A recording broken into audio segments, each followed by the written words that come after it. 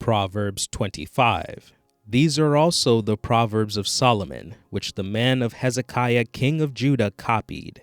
It is the glory of God to conceal a thing, but the glory of kings is to search out a thing. As the heavens for heights and the earth for depth, so the hearts and minds of kings are unsearchable. Take away the dross from the silver, and there shall come forth the material for a vessel for the silversmith to work up. Take away the wicked from before the king, and his throne will be established in righteousness, moral and spiritual rectitude in every area and relation. Be not forward, self-assertive, and boastfully ambitious in the presence of the king, and stand not in the place of great men. For better it is that it should be said to you, "Come up here," than that you should be put lower in the presence of the prince, whose eyes have seen you. Rush not forth soon to quarrel before magistrates or elsewhere, lest you know not what to do in the end when your neighbor has put you to shame. Argue your cause with your neighbor himself. Discover not and disclose not another's secret, lest he who hears you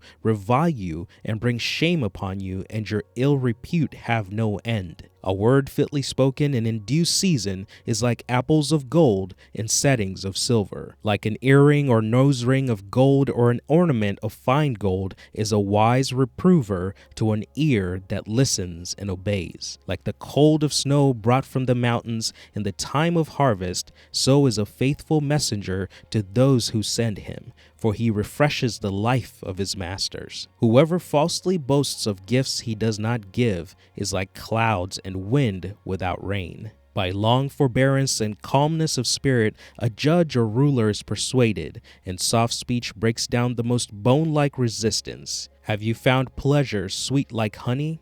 Eat only as much as is sufficient for you, lest being filled with it, you vomit it. Let your foot seldom be in your neighbor's house, lest he become tired of you and hate you. A man who bears false witness against his neighbor is like a heavy sledgehammer and a sword and a sharp arrow. Confidence in an unfaithful man in time of trouble is like a broken tooth or a foot out of joint. He who sings songs to a heavy heart is like him who lays off a garment in cold weather, and like vinegar upon soda. If your enemy is hungry, give him bread to eat, and if he is thirsty, give him water to drink. For in doing so, you will heap coals of fire upon his head, and the Lord will reward you. The north wind brings forth rain, so does a backbiting tongue bring forth an angry countenance. It is better to dwell in the corner of the housetop than to share a house with a disagreeing, quarrelsome, and scolding woman. Like cold water to a thirsty soul, so is good news from a far home country. Like a muddled fountain and a polluted spring is a righteous man who yields, falls down, and compromises his integrity